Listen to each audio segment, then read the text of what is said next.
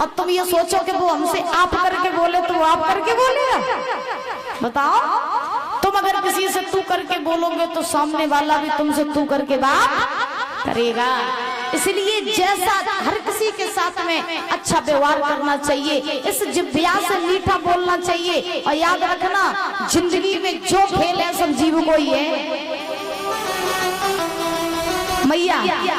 जिंदगी में संसार में जो खेल है सब जीव को ही है। जीव अगर चाहे तो अजनबी को भी अपना मित्र बना दे, और जीव अगर चाहे तो अपने को भी दुश्मन बना दे।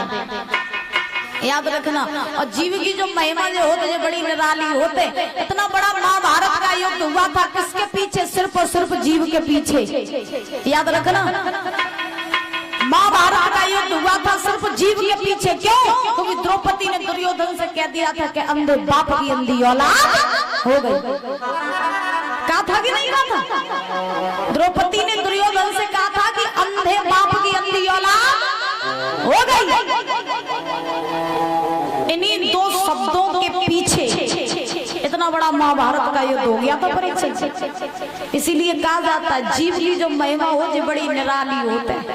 तई सो मीठो बोलवो चाहिए, जो कोई भी हो, चाहे अपना हो चाहे पराया हो, चाहे आपका दोस्त हो चाहे दुश्मन हो, कोई भी हो, अगर आप सबसे मीठी वचन बोलेंगे तो दूसरा व्यक्ति आपसे हमेशा मित्रता बना करके रखेगा। और अगर आप किसी से कड़वे वचन बोलोगे तो तुम्हारे पास में कोई खड़ा भी नहीं होगा। सही बात है कि नहीं है? जीव की महिमा बताई गई है। विद्वान लिखते हैं, बड़े ध्यान से सुनना मैया। ऐसी जीव, कैसी?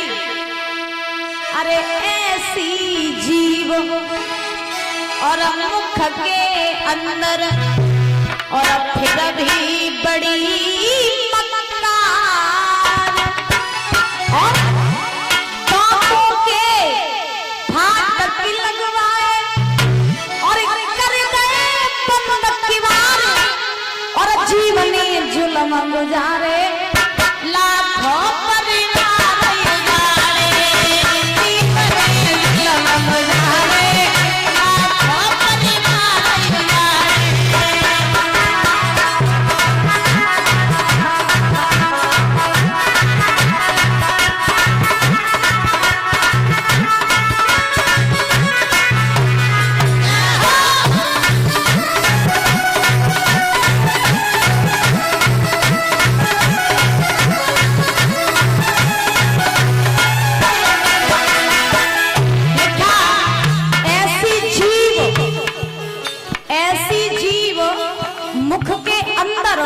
फिर भी बड़ी मक्कार और दांतों के फाटक लगवाए और कर गए बंद किवार, जीव में जुल्म गुजारे लाखों परिवार उजाड़े।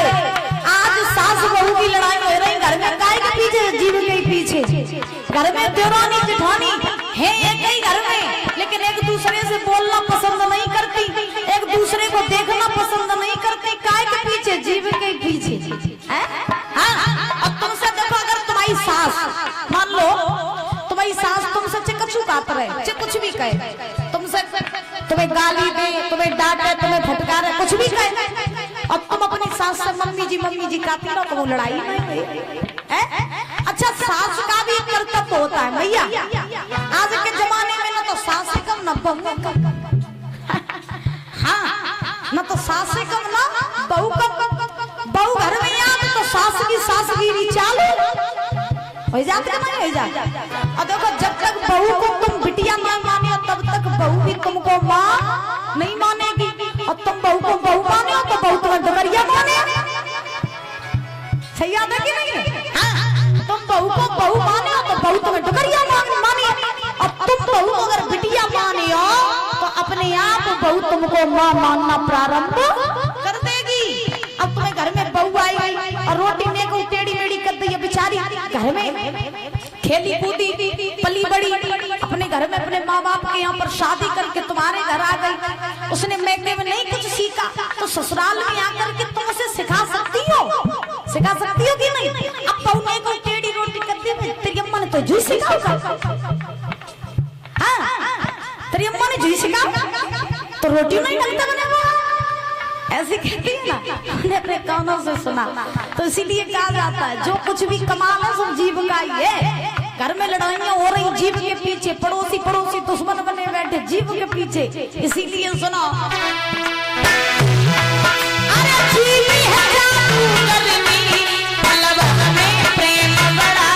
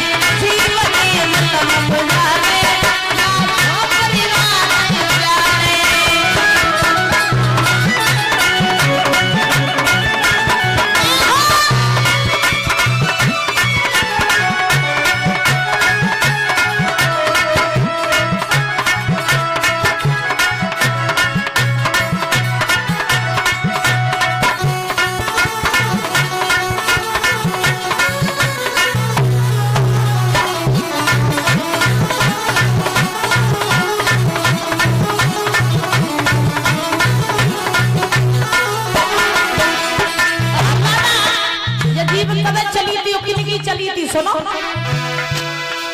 एक दिन मन भरा दासी, अरे ऐसी जीव चली,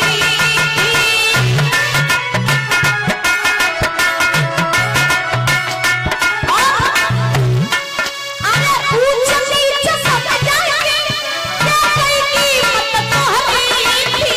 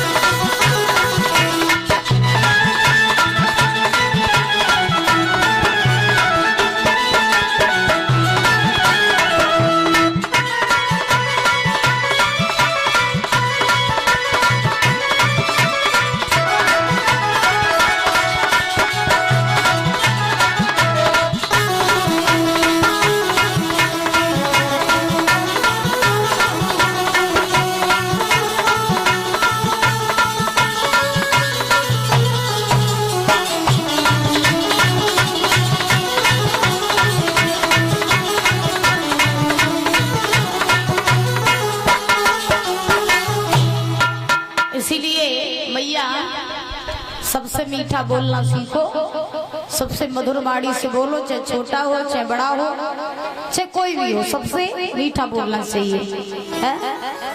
बोलना चाहिए कि नहीं?